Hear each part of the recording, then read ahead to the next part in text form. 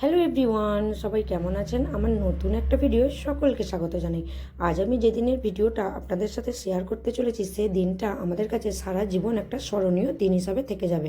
আর বিশেষ করে এই সোশ্যাল মিডিয়ায় ভিডিও বানানোর জন্য কিছু কিছু মুহূর্ত আমাদের কাছে চিরস্মরণীয় হয়ে থেকেই যায়। তো চলুন, আজ আমি আপনাদের সাথে শেয়ার করব আমাদের আজ সারা দিনের অ্যাক্টিভিটি। আমরা কোথায় গেলাম, কি করলাম, সবটাই এই ভিডিও মারফত দেখা। সকাল সকাল রেডি হয়ে বেরিয়ে চলে এসেছিলাম স্টেশনে, এবং স্টেশন থেকে ট্রেনও ধরে নিয়েছিলাম। আর সত্যি কথা বলতে কি, ট্রেনে উঠলে আমারও যেমন সবসময় মুখটা ছুকছুক করে, আমার মেয়েরাও কিন্তু কম যায় না।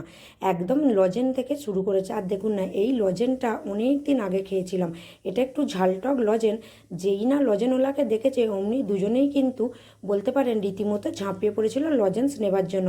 আর এই লজেন্সগুলো ট্রেনে ছাড়া সচরাচর কিন্তু দেখতেও পাওয়া যায় না। আর আমার মতো আমার মেয়েরাও কিন্তু ট্রেনে টুকটুক করে এটা ওটা মুখ চালাতে খুবই ভালোবাসে। আর এই দেখুন না, দেখতে দেখতেই চলে এসেছিলাম শেওড়াফুলি স্টেশন। আর আজকে আমরা সারা দিন কিন্তু পাবলিক ট্রান্সপোর্টে করে যাওয়া। আর সত্যি কথা বলতে কি, এই গরমের মধ্যে দুটো বাচ্চা নিয়ে পাবলিক ট্রান্সপোর্টে করে ঘুরে বেড়ানো, এটা একটা জীবনের বড় অ্যাডভেঞ্চার বলতে পারেন। আসলে আজকে আমরা অ্যাকচুয়ালি ঘুরতে আসিনি, এসেছিলাম একটা কাজে, এসেছিলাম গঙ্গা স্নানে। আসলে কয়েক বছর ধরে বেশ আমাদের জীবনে টানা পড়েন ওঠা পড়া এইভাবে চলে আসছে।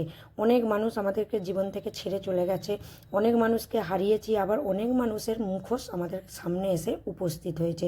তো কয়েকদিন আগে আমার বাবা মারা গিয়েছিল, সেই জন্য কিন্তু আমাদের গঙ্গা স্নান করা হয়নি।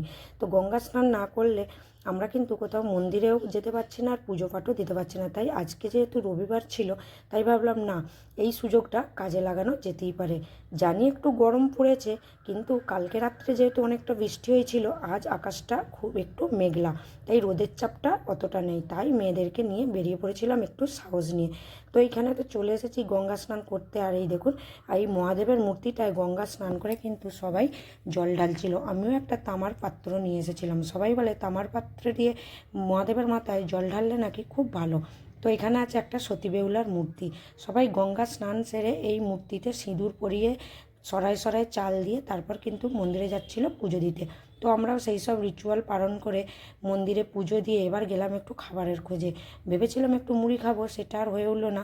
এই জিলিপি আর কচুরির দিকেই মনটা টানালো, সেই জন্য আমরা খাওয়া দাওয়া করে একদম সব কিছু সেরে একটু এবার মন্দির চত্বরটা ঘুরে দেখতে বেরিয়েছিলাম। আর এখানে যে এত সুন্দর সুন্দর দোকানগুলো বসেছিল, দেখে মনে হচ্ছিলো যেন ঠিক মেলা। হয়তো বলবেন আমি কেন ঠাকুরের মূর্তির ছবিগুলো দেখাইনি। এখানে কিন্তু ফটো তোলা বা ভিডিও করা নিষেধ ছিল, সেই জন্য কিন্তু আর আপনাদের সাথে ঠাকুরের মূর্তিটা শেয়ার করতে পারিনি। তবে হ্যাঁ, এটা বলতে পারি, এটা কিন্তু নিস্তারিণী মা। এই ঠাকুরের নাম হচ্ছে নিস্তারিণী কালী ঠাকুর। আর এই দেখুন না, কি সুন্দর মেলাগুলো বসেছে। আর এখানে বেশিরভাগই কিন্তু ঠাকুরের সরঞ্জাম, ঘরোয়া সরঞ্জাম বলতে কিছুই নেই, সমস্ত কিছুই আপনি পুজোর সরঞ্জাম পেয়ে যাবেন। আর পুজোর সরঞ্জাম তো আমাদের সবারই বাড়িতে কম বেশি আছে, তাই আর কিছু কেনার ছিল না। তো চলুন, ভিডিওটা কেমন লাগলো অবশ্যই কিন্তু কমেন্ট